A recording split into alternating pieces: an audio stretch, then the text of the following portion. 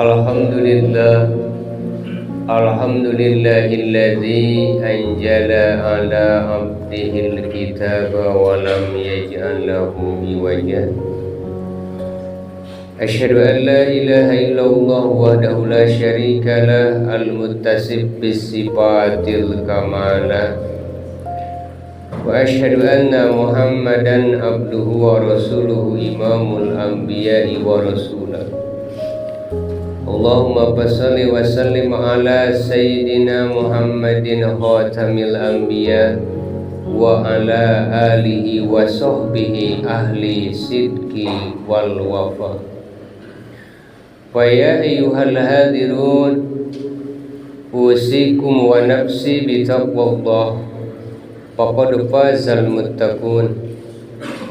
Wa qala ta'ala fil Qur'anil Karim, wa huwa asdaqul qailin, a'udzu billahi samiil alimi minasy syaithanir rajim.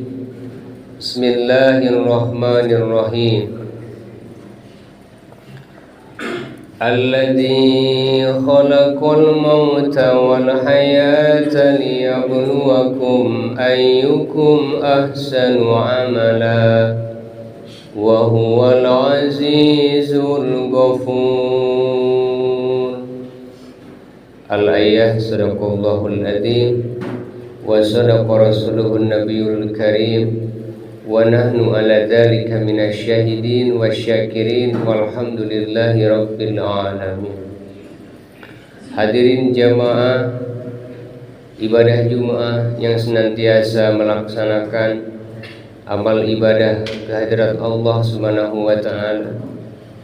Alhamdulillah, mengawali khutbah di siang hari ini tiada kata nan indah selain kita memanjatkan puji serta syukur kehadirat Allah Subhanahu wa ta'ala.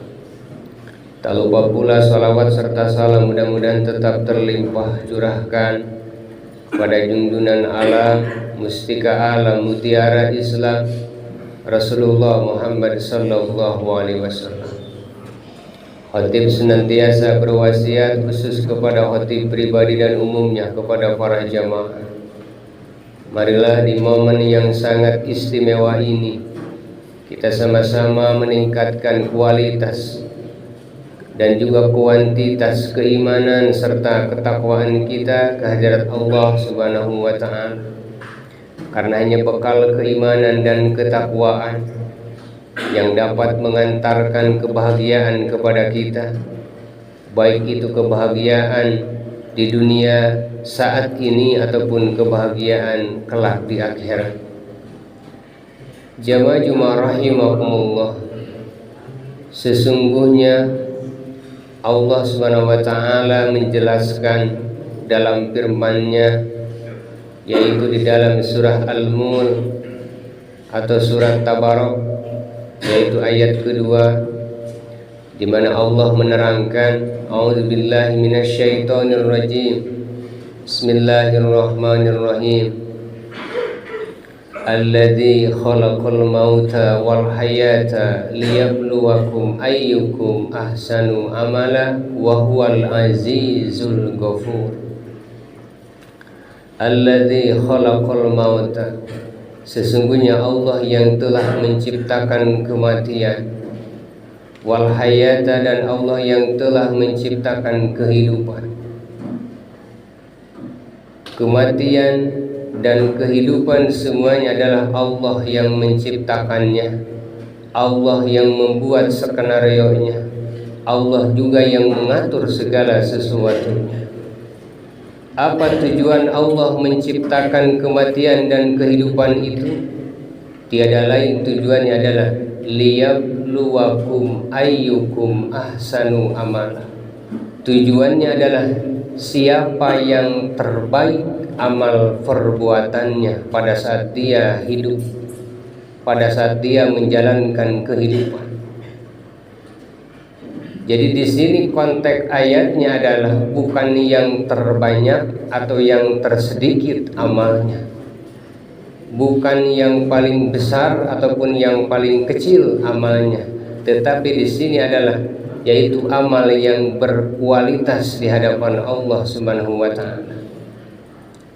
Karena boleh jadi orang-orang itu kalau secara nominal itu adalah besar nilainya, tetapi kualitasnya tidak ada. Boleh jadi orang itu adalah secara kuantitas itu adalah besar, namun tetapi di hadapan Allah karena tidak berkualitas itu akan menjadi kecil. Maka yang dinilai di sini adalah siapa yang berkualitas. Salah satu indikator berkualitas sebuah amal yaitu adalah didasari amal tersebut motivasinya adalah lillahi ta'ala. Alangkah bahagianya, alangkah baiknya dia secara kuantitas besar, secara kuantitas dia banyak, tetapi juga diiringi dengan keikhlasan dalam rangka beribadah kepada Allah Subhanahu wa taala. Jamaah Jumat rahimakumullah.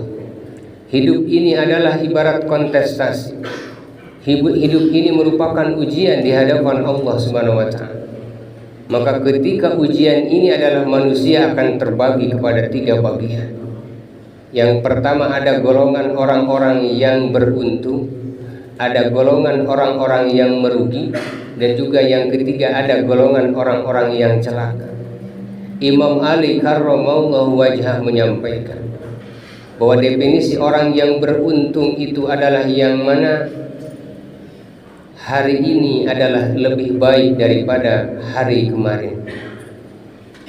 Bahwa man kana yaumuhu khairan minal amsi, hari ini adalah lebih baik daripada hari kemarin. Adapun orang yang merugi di hadapan Allah Subhanahu wa taala yang mana man kana yaumuhu misla amsi, hari ini sama dengan hari kemarin. Lalu golongan yang ketiga dan orang ini adalah celaka, di mana dia adalah man kana yaumuhu syarron minal amsi, yang mana hari ini lebih buruk daripada hari kemarin. Oleh karena itu maka tentu ketika di hadapan 3 pilihan tersebut pasti kita akan memilih ingin menjadi orang-orang yang beruntung di hadapan Allah Subhanahu wa taala. Imam Ahmad Mustafa Al-Marughi memberikan keterangan ada 4 di antara kriteria orang-orang yang beruntung di hadapan Allah Subhanahu wa taala. Yang pertama adalah yata'allamuna ilman nafi'ah. Dia yang senantiasa menggali ilmu yang bermanfaat. Kapanpun, dimanapun, usia berapapun, dia masih tetap punya semangat untuk menggali ilmu, terutama dia ilmu yang bermanfaat. Baik itu ilmu agama ataupun ilmu umum, baik itu ilmu-ilmu yang lainnya, yang penting ilmunya adalah bermanfaat untuk bekal hidup dia baik di dunia terlebih nanti di akhirat. Mengapa kita harus terus tetap mencari ilmu sampai akhir hayat? Alasan pertama bahwa ilmu itu adalah kewajibannya minal mahdi ilal lahdi, dari mulai buayan ibunda kita sampai nanti di liang lahat. Alasan yang kedua kenapa kita harus terus mencari ilmu, karena dengan ilmu adalah menjadi syarat amal kita menjadi sempurna. Syekh Ibnu Ruslan menyampaikan bahwa ketika seseorang beramal tidak dengan ilmu, maka tidak akan diterima amal. Pakuluman bighairi ilmin ya'malu amaluhu mardudatul lan tuqbal. Barang siapa yang beramal tidak dengan ilmu, maka amalnya adalah mardud, amalnya adalah tertolak di hadapan Allah Subhanahu wa taala. Maka sampai kapanpun kewajiban menuntut ilmu itu adalah sangat dianjurkan. Karena untuk terus menyempurnakan ibadah kita di hadapan Allah Subhanahu wa taala. Lalu yang kedua ciri orang yang beruntung sebagaimana yang disampaikan Ahmad Mustafa Al-Marughi adalah yanfa'uhum linnas. Dia senantiasa menjadi orang yang banyak memberikan manfaat kepada yang lainnya. Manfaat dengan ilmunya, manfaat dengan tenaganya, manfaat dengan ide dan gagasannya, manfaat juga mungkin dengan harta yang dia miliki. Rasul menegaskan khairun nas anfa'uhum linnas. bahwa sebaik-baik manusia adalah mereka yang senantiasa banyak memberikan manfaat kepada yang lain. Maka selagi kita masih ada kesempatan, entah itu masih menjadi seorang pimpinan, masih menjadi seorang atasan, masih menjadi seorang bawahan, apapun profesi kita, dimanapun posisi dan juga status kita, selama itu bisa dilakukan berbuat kebaikan, maka lakukanlah kebaikan-kebaikan itu. Jamaah rahimakumullah. Yang ketiga, bahwa ciri orang yang beruntung adalah yatafakkaruna yaumal ghad. Dia senantiasa memikirkan masa depannya, ail akhirat, yaitu yang terpenting adalah masa depan setelah dia mengalami kematian. Karena kita tidak tahu kapan kita dan juga di mana kita meninggal dunia. Maka orang yang beruntung, dia akan selalu memikirkan nasibnya selamat ataupun tidak nanti setelah dia meninggal dunia. Berpikir tentang kematian adalah sesuatu yang mulia, dan ini akan menjadi kontrol ketika kita menjalani kehidupan kita ini. Abu Bakar As-Siddiq menyampaikan, man daholal qabra bila jadin faka'annama raqibal bahra bila safina. Ketika seseorang memasuki liang lahat, ketika seseorang memasuki alam barzah, ketika seseorang memasuki alam kubur, namun dia tidak memiliki bekal, terutama bekal keimanan dan ketakwaan, maka laksana seseorang yang menyeberang laut, namun dia tidak memakai kapal, namun dia tidak memakai perahu. Bisa kita bayangkan ketika kita menyeberang Laut Jawa lewat pantai Surabaya, ketika kita menyeberang misalnya di Selat Sunda lewat misalnya Merak, lalu kita tidak memakai kapal, minimalnya kita tidak memakai perahu, maka dimungkinkan dia akan terjadi selamat, namun celaka itu adalah sudah pasti. Celaka sudah pasti, selamat belum tentu. Kenapa? Karena dia tidak memakai sarana, tidak memakai kapal, tidak memakai perahu, tidak memakai alat penyeberang. Pun sama ketika orang-orang memasuki alam barzah, bekal sholat tidak ada, bekal baca Quran tidak ada, bekal zikir juga tidak ada, bekal sedekah juga tidak ada. Maka tidak ada yang bisa diandalkan. Maka begitu malaikat Munkar dan Nakir mempertanyakan, mempertanggungjawabkan amal perbuatan kita, lalu apa yang akan kita jawab, apa yang akan kita persiapkan? Maka berpikir tentang hidup setelah mati ini menjadi urgent, menjadi penting bagi kita. Lalu yang terakhir, yang keempat, ciri orang yang beruntung adalah yataqarrabuna ilallah.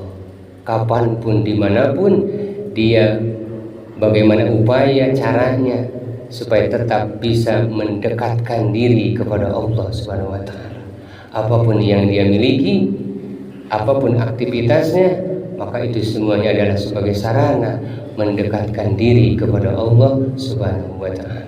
Barakallahu li wa lakum.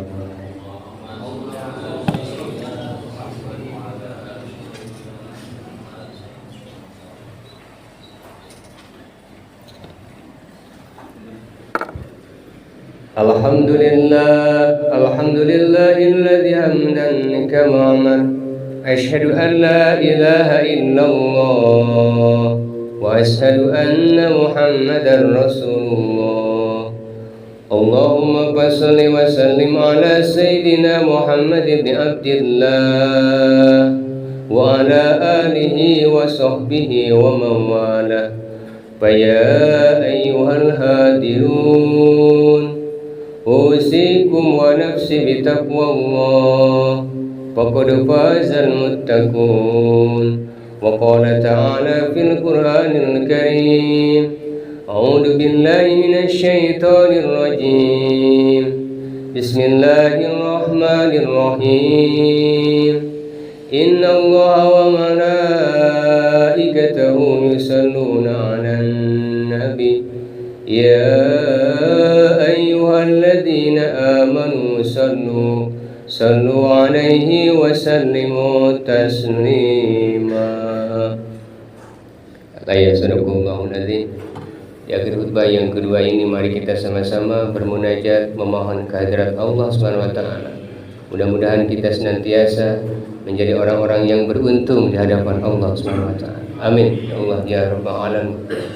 Allahumma ighfir lil mu'minina wal mu'minat wal muslimina wal muslimat al ahya'i minhum wal amwat innaka sami'un qaribun mujibud da'wat wa ya qadiyal hajat.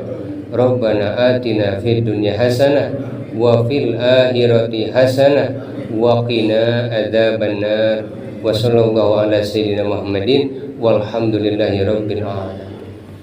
Ibadallah, innallaha ya'muru bil 'adli wal ihsan wa ita'i dzil qurba wa yanha 'anil fahsya'i wal munkari wal baghi ya'idzukum la'allakum tadhakkarun. Fadhkuruni adhkurkum washkuru li 'ala ni'ami yazidkum wa la dzikrullahi akbar. Astaghfirullahal ladzim li wa lakum. Aqimussalat.